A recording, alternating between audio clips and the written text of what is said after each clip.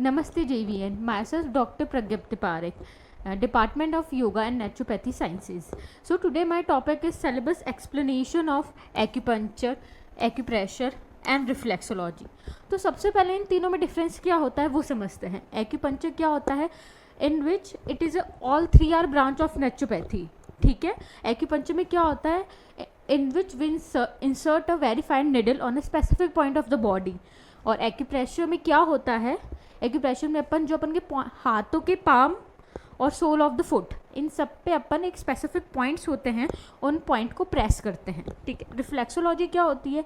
Bye the use of seeds like methi dana और rajma seeds से अपन specific points पे उनको प्रेस करते हैं. तो ये होता है. तो सबसे पहले अपन पढ़ते हैं मॉड्यूल, है ना. एक्यूपंक्चर का क्या है सिलेबस. सबसे पहले डेफिनेशन, कॉन्सेप्ट ऑफ एक्यूपंक्चर. तो सबसे पहले डेफिनेशन क्या होती है एक्यूपंक्चर की. ठीक है. It's come under the branch of naturopathy in which we insert a very fine needle on the specific point of the body. इसका कॉन्सेप्ट क्या है, मतलब ये किस कॉन्सेप्ट पे बेस होती है और ये कब से स्टार्ट होती है और इस पर कितना बिलीव होता है. Traditional and modern theories of acupuncture. Traditional और मॉडर्न थ्योरीज ऑफ एक्यूपंक्चर क्या होती है? ट्रेडिशनल वो होती है जो अपन बेसिकली TCM में डील करते हैं. ट्रेडिशनल चाइनीज़ मेडिसिन में अपन क्या क्या डील करते हैं एक्यूपंक्चर में वो होता है. और मॉडर्न थ्योरीज वो होती है जो अपन ने अभी जस्ट इन्वेंट की है due to our research. Material and methods of acupuncture. Material अपन कौन कौन सा यूज़ करते हैं, अपन निडल के क्या क्या टाइप्स होते हैं, कैसे कैसे निडल्स होती है अपन की, कितने कितने चुन के निडल्स होती है वो अपन करते हैं. मेथड्स, हर एक थेरेपी का नेचुरोपैथी में एक अलग अलग मेथड्स होते हैं. जैसे कि एक्यूपंक्चर के जो मेथड्स होते हैं उस पर अपन कैसे क्या डील करते हैं वो अपन ब्रीफली पढ़ेंगे. ठीक है.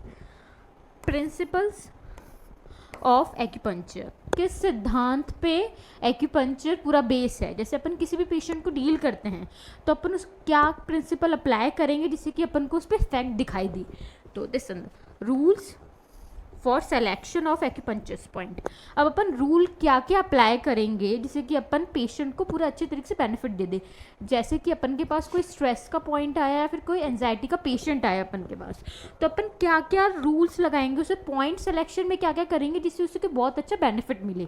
सपोज जैसे कि अपन के पास एंजाइटी का पेशेंट आया तो सबसे पहले अपन उसको DU20 और एस्ट्रा 6 अप्लाई करेंगे. वो अपन क्यों करेंगे, अपन कैसे सिलेक्शन करेंगे, ऐसा क्या है उस पॉइंट में कि जिससे पेशेंट को रिलीफ मिलेगा. वो this come under this category. ठीक है. Contraindication and the complication of acupuncture. ठीक है. अब कॉन्ट्राइंडिकेशन क्या होता है और कॉम्प्लिकेशन क्या होता है. कॉन्ट्राइंडिकेशन वो होता है जो अपन बिल्कुल उस कंडीशन में अपन एक्यूपंक्चर अवॉइड ही करते हैं. जैसे कि अपन प्रेगनेंसी के फर्स्ट 3 ट्राइमेस्टर में अपन कभी भी एक्यूपंक्चर यूज़ नहीं करते हैं. ठीक है. उसके ऐसा क्या होता है कि जिसे बिल्कुल ही कॉन्ट्राइंडिकेशन है. और कॉम्प्लिकेशंस वो होता है जैसे अपन ने उसको एक्यूपंक्चर अपन ने पॉइंट्स लगा दिए उस पेशेंट को, उसके बाद उस पेशेंट को क्या कॉम्प्लिकेशन आते हैं. जैसे कभी कभार पेशेंट को बहुत घबराहट होती है कि हमें ये निडल लगा रहे हैं, उसके बाद उन्हें जैसे चक्कर आने लग जाते हैं या फिर उनका क्या हो जाता है किसी कॉम्प्लिकेशन उसके अंडर आता है.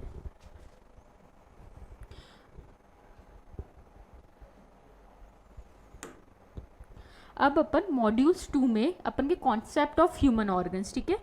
एक्यूपंक्चर के पॉइंट्स अपन सिलेक्शन कैसे करेंगे और वो किस किस अपन के चैनल्स पे बेस होंगे उसको ये डील करता है. सबसे पहले the concept of human organ meridian. ठीक है. Concept of human organ meridian जैसे कि अपन के लंग्स मेरिडियन है, लार्ज इंटेस्टाइन मेरिडियन है. अपन के टोटल 12 मेरिडियंस होते हैं. ठीक है. इसमें जो लंग्स मेरिडियंस होते हैं, lungs, large intestine, spleen, stomach, heart meridian, small intestine, urinary bladder meridian, kidney meridian, triple warmer meridian, gall bladder meridian, liver meridian, governing vessels meridian, इसे अपन CV भी कहते हैं. ठीक है. कॉन्सेप्शनल मेरिडियन, इसे भी अपन CV कहते हैं. एक्स्ट्रा ऑर्डिनरी मेरिडियन, ये सब क्या क्या होते हैं वो एक्यूपंक्चर से डील करता है. जैसे कि अपन का ये लार्ज इंटेस्टाइन का ये अपन का मेरिडियन होता है. इसके अंदर कितने कितने चैनल्स होते हैं, कितने कितने क्या होते हैं वो अपन डील करेंगे. इनके अंदर हर एक चैनल की एनर्जी होती है और हर एक चैनल का एक स्पेसिफिक पार्ट ऑफ डिजीज़ होता है, वो अपन इंक्लूड करेंगे इसके अंदर। जैसे कि अपन यहाँ पे बेसिकली हार्ट मेरिडियन लेते रहते हैं, तो इसके अंदर हमेशा 9 पॉइंट्स रहते हैं, और हार्ट मेरिडियन कहाँ से, इसका कोर्स ऑफ ओरिजिन क्या रहता है, उसका एंड पॉइंट क्या रहता है, इससे बिल्कुल डिनोट करता है। अब इसके अंदर क्या आता है, फ्लो। फ्लो क्या रहता है इस चैनल का, इसके अंदर कितने पॉइंट्स रहते हैं,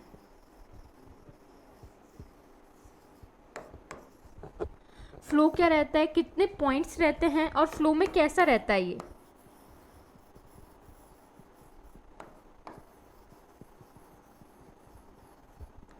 ये सेंट्रीपिटल होता है या सेंट्रीफ्यूगल रहता है। सेंट्रीपिटल क्या होता है, it's always denote to the towards the heart, है ना। जो भी चैनल अपन को टूवर्ड्स द हार्ट की एनर्जी फ्लो करता है उसे अपन सेंट्रीपिटल कहते हैं। इसके अंदर एक और पॉइंट्स आता है,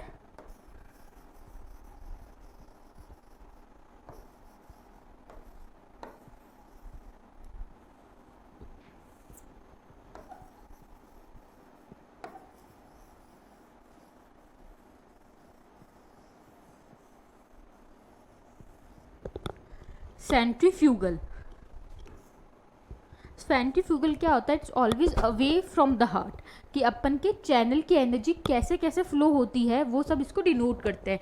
लाइक इसमें हार्ट 6 कैसे होता है, हार्ट 7 कैसे होता है, ये अपन इसे डील करेंगे। कि लाइक LI मेरिडियन का जैसे LI4 होता है, इसका चाइनीज़ नेम हीगू होता है।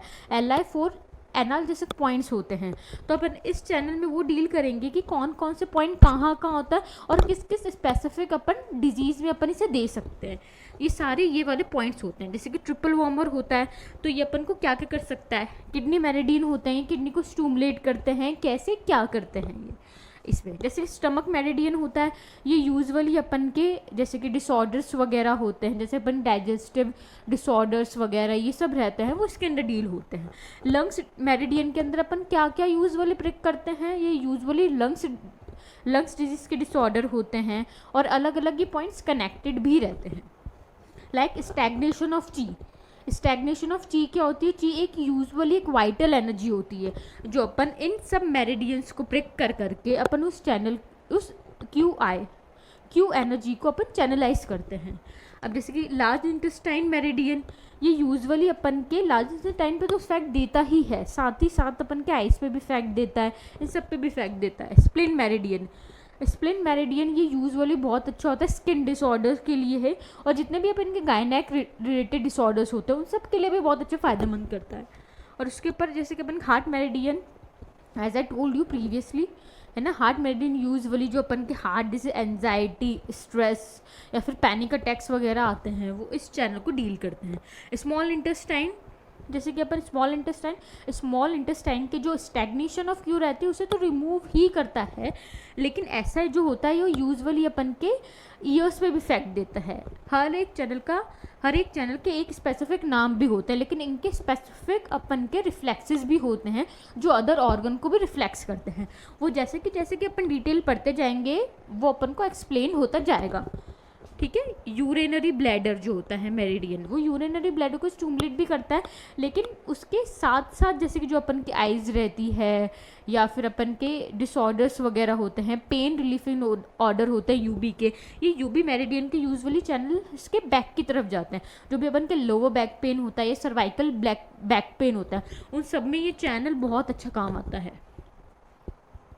अब किडनी मेरिडियन यूजुअली जो अपन की डिजीज़ होती है CKD, क्रॉनिक किडनी डिजीज़ वगैरह ये सब रहती है, उसको बहुत स्टूमुलेट करने के लिए बहुत अच्छा माना जाता है इससे। और गॉल ब्लैडर मेरिडियन, ये यूजुअली GB का मेरिडियन होता है, ये अपन इससे GB तो गॉल ब्लैडर स्टूमुलेट ही होता है, लेकिन साथ में साथ जैसे कि अपन इसको GB14 देते हैं, which is very good for the migraine.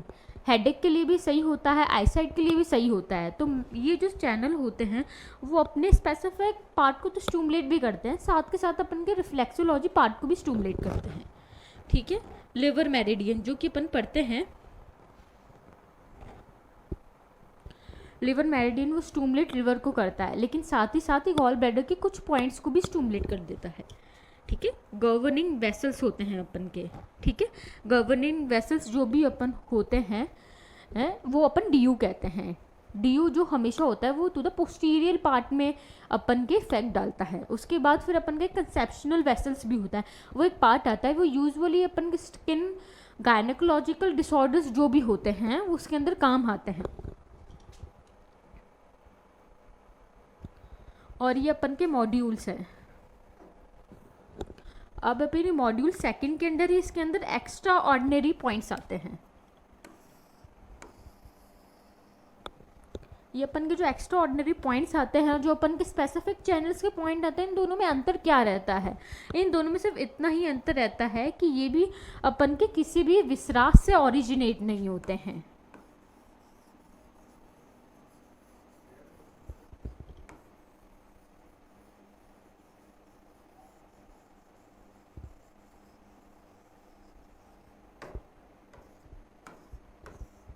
ये अपन के किसी भी विसरास से ओरिजिनेट नहीं होते, इसलिए अपन इसको एस्ट्रो ऑर्डिनरी पॉइंट्स कहते हैं। अब जैसे एस्ट्रो ऑर्डिनरी का एक अपन एग्जांपल लेते हैं, एस्ट्रा 6। एस्ट्रा 6 क्या होता है? ये अपन वन चुन अहेड होता है DU20 से, जैसे कि एंटीरियरली पोस्टीरियरली पार्ट से अपन इसमें 1 2 3 4 निडल इंसर्ट करते हैं।